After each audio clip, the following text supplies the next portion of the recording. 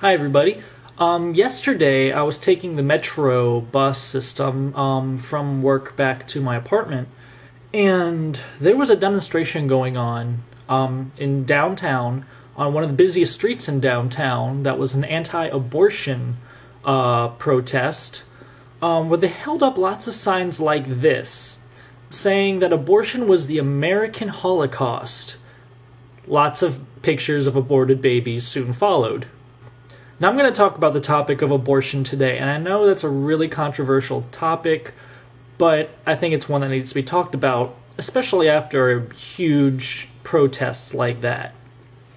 First, let us begin with a Bible reading. First Book of Samuel, chapter 15, verse 3.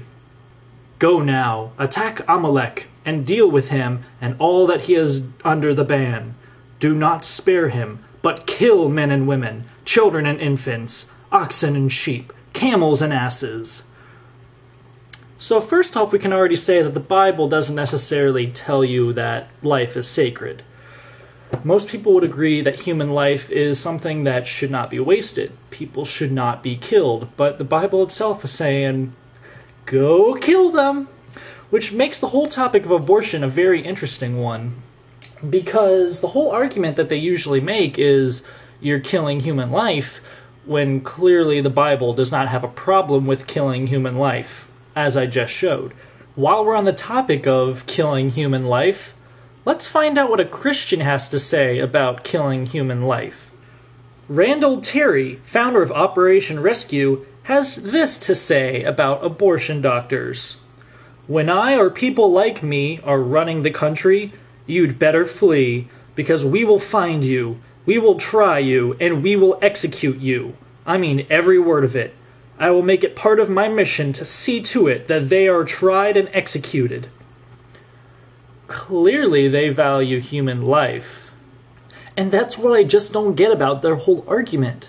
Their whole argument is that human life is sacred, and they say these fetuses are human life. But clearly they don't have too much of a problem about killing human life. Now, another argument they usually make is about Beethoven. Here's how the argument usually goes. About the terminating of pregnancy, I want your opinion. The father was syphilitic, the mother tuberculosis. Of the 4 children born, the first was blind, the second died, the third was deaf and dumb, the fourth was also tuberculosis. What would you have done? The person would respond, I would have terminated the pregnancy. The doctor would have responded, then you would have murdered Beethoven. It's a long running argument saying that abortion could potentially kill people such as Beethoven. But look at the flip side of that. You could be aborting the next Hitler, the next Stalin, so on and so on. Who's to say you're killing the right baby? You just don't know. Finally, my personal stance on abortion.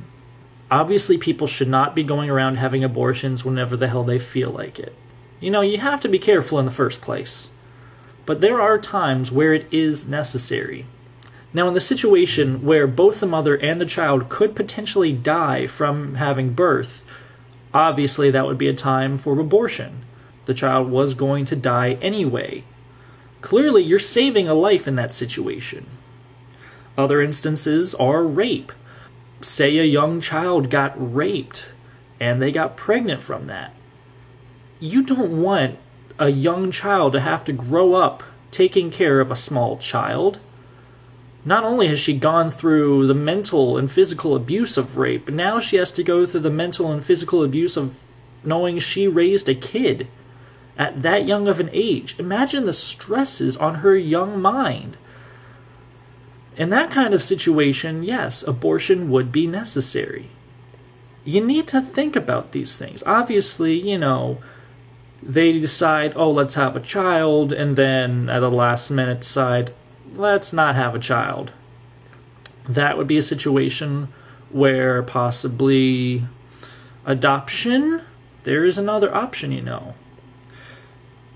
But in those other situations, abortion is the best choice. because the physical health of the mother and the mental health of the potential mother need to be taken into account. Finally, if you're so against abortion because it deprives the possibility of human life, then why shouldn't we try to have human life as much as possible? You know, go get knocked up whenever you feel like it. More children to put in the world, more potential possible great lives to put in this planet. But clearly you have a problem with that too, since as we saw from one of my previous videos, sex is a bad thing unless you're married to them. But hey, sex outside of marriage gives more human child lives into this world, so why not have sex as much as possible? I think you're starting to see where their argument falls apart here. Before I leave, I'm just going to remind you, Hitler was not aborted. Look how that ended up. Thank you for watching, and enjoy the rest of your day. Every sperm is sacred. Every sperm is great. If a sperm is wasted, God gets quite irate. Every sperm is